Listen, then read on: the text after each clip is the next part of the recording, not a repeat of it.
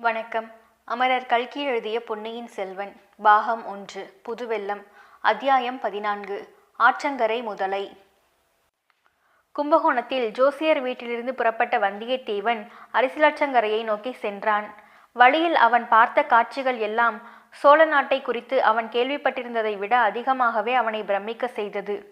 பசுமையான வயல்களும் இஞ்சி மஞ்சள் கொள்ளைகளும் கரும்பு வாழை தோட்டங்களும் தென்னை கமுகு தோப்புகளும் பாவிகளும் ஓடைகளும் குளங்களும் வாய்க்கால்களும் மாறி மாறி வந்து கொண்டே இருந்தன. ஓடைகளில் அல்லியும் குவளையும் காடாக பூத்து கிடந்தது. குளங்களில் செந்தாமரையும் வெண்தாமரையும் செங்கழு நீரும் கண்கொள்ளா காட்சியளித்தது. வெண்ணிற கொக்குகள் மந்தை மந்தையாக பறந்தன. செங்கால் நாரைகள் ஒற்றை காலில் நின்று தவம் செய்தன. மடைகளின் வழியாக தண்ணீர் குபுகுபுவென்று பாய்ந்தது. நல்ல உரமும் தலை எருவும் போட்டு கண்ணங்கரேல் என்றிருந்த கழனிகளில் உழவர்கள் உழுது பண்படுத்தினார்கள். பண்பட்ட வயல்களில் பெண்கள் நடவு நட்டார்கள். நடவு செய்து கொண்டே இனிய கிராமிய பாடல்களை பாடினார்கள். கரும்பு தோட்டங்களின் பக்கத்தில் கரும்பு ஆலைகள் இருந்தன. கரும்பு கடிகளை வெட்டி அந்த கரும்பு ஆலைகளில் கொடுத்து சாறு பிழிந்தார்கள். கரும்பு சாரின் மணமும் வெல்லம் காய்ச்சும் மணமும் சேர்ந்து வந்து மூக்கை துளைத்தது. தென்னந்தோப்புகளின் மத்தியில் கீற்று ஓலைகள் வெய்யப்பட்ட குடிசை வீடுகள் ஓட்டு வீடுகள் இருந்தன. வீட்டு வாசலை சுத்தமாக மெழுகி பெருக்கி தரையை கண்ணாடி போல வைத்திருந்தார்கள். சில வீட்டு வாசலில் நெல் காய போட்டிருந்தார்கள். அந்த நெல்லை கோழிகள் வந்து கொத்தி தின்று விட்டு போயின. நெல்லை காவல் காத்து கொண்டிருந்த பெண் குழந்தைகள் அந்த கோழிகளை விரட்டவில்லை. கோழி அப்படி எவ்வளவு நெல்லை தின்றுவிடப் போகிறது என்ற அலட்சியத்துடன் சோழியும் பல்லாங்குழியும் ஆடிக்கொண்டு இருந்தார்கள். குடிசைகளின் கூரை வழியாக அடுப்பு புகையுடன் நெல்லை புழுக்கும் மணமும் கம்பு வறுக்கும் மணமும் இறைச்சி வதக்கும் நாற்றமும் கலந்து வந்தது. இவையெல்லாம் சேர்ந்து வந்தியத்தேவனுடைய நாவில் எச்சில் ஊற செய்தன. அங்கங்கே சாலை ஓரத்தில் கொல்லர் உலைக்களங்கள் இருந்தன. உலைகளில் நெருப்பு தணல் தகதகவென்று ஜொலித்தது. இரும்பை பட்டறையில் வைத்து அடிக்கும் சத்தம் டனார் டனார் என்று கேட்டது.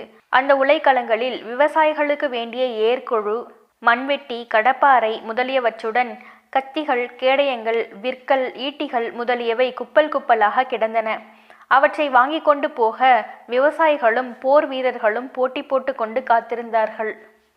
சிறிய கிராமங்களில் சின்னஞ்சிறிய கோவில்கள் காட்சியளித்தன. மாரியம்மன் முதலிய கிராம தேவதைகளை மஞ்சத்தில் எழுந்தருள பண்ணி கொண்டு பூசாரிகள் கரகம் எடுத்து ஆடிக்கொண்டும் உடுக்கு அடித்து கொண்டும் நெல் காணிக்கை வாங்கி கொண்டு போனார்கள். கழுத்தில் மணி கட்டிய மாடுகளை சிறுவர்கள் மேய்ப்பதற்கு ஓட்டி போனார்கள். விவசாயிகள் வயலில் வேலை செய்த அலுப்பு தீர மரத்தடியில் உட்கார்ந்து செம்மறியாடுகளை சண்டைக்கு ஏவி விட்டு வேடிக்கை பார்த்தார்கள். வீட்டு கூரைகளின் மேல் பெண் மயில்கள் உட்கார்ந்து கூவ அதை கேட்ட ஆண் மயில்கள் தோகையை தூக்க முடியாமல் தூக்கி கொண்டு ஜிவ்வென்று பறந்து போய் பெண் மயில்களுக்கு பக்கத்தில் உட்கார்ந்தன. புறாக்கள் அழகிய கழுத்தை அசைத்து கொண்டு அங்கும் இங்கும் சுற்றின. அங்கங்கே கிளிகளும் மைனாக்களும் கீதங்கள் இசைத்தன. இப்படிப்பட்ட காட்சியெல்லாம் பார்த்து கொண்டு வந்தியத்தேவன் குதிரையை மெல்ல செலுத்தி கொண்டு சென்றான். அவனுடைய கண்களுக்கு நிறைய வேலை இருந்தது. மனமும் இந்த பல்வேறு காட்சிகளை பார்த்து மகிழ்ந்து கொண்டிருந்தது. ஆனாலும் அவன் உள்ளத்தில் லேசாக பனியினால் மூடப்பட்டது போல ஒரு பெண்ணின் முகம் தெரிந்து கொண்டே இருந்தது. அந்த பெண் என்னுடன் சில வார்த்தைகள் பேசி இருக்க கூடாதா? பேசியிருந்தால் அவளுக்கு என்ன நஷ்டமாயிருக்கும்? அந்த பெண் யாராயிருக்கும்? யாராயிருந்தாலும் என்ன, கொஞ்சம் மரியாதை என்பது வேண்டாமா? என்னை பார்த்தால் அவ்வளவு அலட்சியத்திற்குரியவனாகவா தெரிகிறது?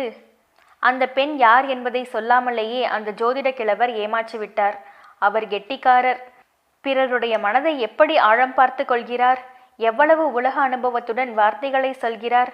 முக்கியமான விஷயம் ஒன்றும் அவர் சொல்லவில்லை.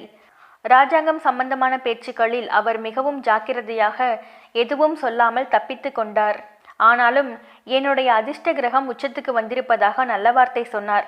குழந்தை ஜோதிடர் நன்றாய் இருக்கட்டும் என்று வந்தியத்தேவன் மனதுக்குள்ளே சொல்லிக் கொண்டிருந்தான். இப்படியே போய்கொண்டிருந்த வந்தியத்தேவன் கடைசியில் அரசியலாற்றங்கரையை அடைந்தான். கொஞ்ச தூரம் ஆற்றங்கரையோடு சென்றதும் பெண்களின் கைவளையல் ஓசையும் கலகலவென்று சிரிக்கும் சத்தமும் கேட்டது. அவர்கள் இருக்கும் இடம் தெரியாமல் அரசியலாற்றங்கரை அடர்ந்து வளர்ந்திருந்தது. மரங்கள் அவர்கள் இருப்பது தெரியாமல் அப்படி அடர்த்தியாக வளர்ந்திருந்தன. அந்த பெண்களின் சத்தம் எங்கே இருந்து வருகிறது என்பதை கண்டுபிடிக்க வந்தியத்தேவன் அந்த ஆற்றங்கரையை உற்று பார்த்து கொண்டே சென்று கொண்டிருந்தான். திடீரென்று ஐயோ ஐயோ முதலை பயமாயிருக்கிறதே என்ற ஒரு சத்தத்தை கேட்டான். சத்தம் வந்த பக்கம் நோக்கி குதிரையை தட்டிவிட்டான். அந்த பெண்கள் இருந்த இடம் 2 மரங்களுக்கு நடுவில் அவனுக்கு தெரிந்தது. அந்த பெண்களில் பலருடைய முகத்தில் பயம் குடிகொண்டிருந்தது. அந்த பெண்களுக்கு நடுவில் வந்தியத்தேவன் ஜோசியர் வீட்டில் பார்த்த பெண்களும் இருந்தார்கள். வந்தியத்தேவன் அதை மட்டுமா பார்த்தான்? அங்கே ஒரு பெரிய மரத்திற்கு அடியில் வேரோடு வேராக பாதி தரையிலும் பாதி தண்ணீரிலும் ஒரு பயங்கரமான முதலை வாயை பிளந்து கொண்டு பார்த்து கொண்டிருந்தது. சமீபத்தில்தான் கொள்ளிட நதியில் ஒரு கொடூரமான முதலை வாயை பிளந்து கொண்டு வந்ததை வந்தியத்தேவன் பார்த்திருந்தான். முதலை எவ்வளவு பயங்கரமான உயிரினம் என்பதையும் கேள்விப்பட்டிருந்தான். எனவே இந்த முதலையை பார்த்ததும் அவன் உள்ளம் கலங்கி போனான். அந்த முதலை அந்த பெண்களுக்கு ரொம்ப பக்கத்தில் இருந்தது. வாயை பிளந்து கொண்டு கோரமாக பற்களை காட்டிக்கொண்டு பயங்கரமான வடிவத்துடன் இருந்தது. முதலை இன்னும் ஒரு பாய்ச்சல் பாய வேண்டியதுதான். அந்த பெண்களின் கதி அதோகதி ஆகிவிடும். அந்த பெண்களோ பின்னால் அடர்த்தியாயிருந்த மரங்களால் தப்பி ஓடுவதற்கும் முடியாத நிலையில் இருந்தார்கள். வந்தியத்தேவனுடைய உள்ளம் குழம்பியிருந்தாலும் அவன் உறுதி அணுவளவும் குறையவில்லை. அவன் செய்ய வேண்டியது என்ன என்பதை பற்றியும் அவன் ஒரு கணத்திற்கு மேல் யோசிக்கவில்லை. கையில் வைத்திருந்த வேலை ஒரே வீசாக வீசி எறிந்தான். அது முதலையின் முதுகில் குத்தி நின்றது. உடனே வாளை உருவிக்கொண்டு முதலையை நோக்கி ஓடினான். அந்த சமயத்தில் அந்த பெண்கள் கலகலவென்று சிரிக்கும் சத்தம் கேட்டது. வந்தியத்தேவன் காதுக்கு அது நாராசமாய் இருந்தது. இப்படிப்பட்ட பயங்கரமான வேளையில் எதற்காக அந்த பெண்கள் சிரிக்கிறார்கள் என்று எண்ணிக்கொண்டே வந்தியத்தேவன் அந்த பெண்களை பார்த்தான். அந்த பெண்களுடைய முகத்தில் பயமோ பீதியோ தெரியவில்லை. அதற்கு பதிலாக சிரிப்பும் கேளிக்கையுமே தெரிந்தது. கொஞ்ச நேரத்திற்கு முன்னால் ஐயோ ஐயோ என்று கத்தியவர்கள் அவர்கள்தான் என்று அவனால் நம்பவே முடியவில்லை. அப்போது குந்தவை அந்த பெண்களை பார்த்து, பெண்களா, சும்மா இருங்கள், எதற்காக சிரிக்கிறீர்கள் என்று அதட்டும் குரலில் சொன்னாள். முதலையை உற்று பார்த்தான். அந்த பெண்களின் முகத்தையும் இன்னொரு தடவை பார்த்தான். அப்போது குந்தவை முதலைக்கு பக்கத்தில் வந்து நின்று கொண்டு, ஐயா, உங்களுக்கு ரொம்ப நன்றி, நீங்கள் வீணில் சிரமப்பட வேண்டாம் என்றாள்.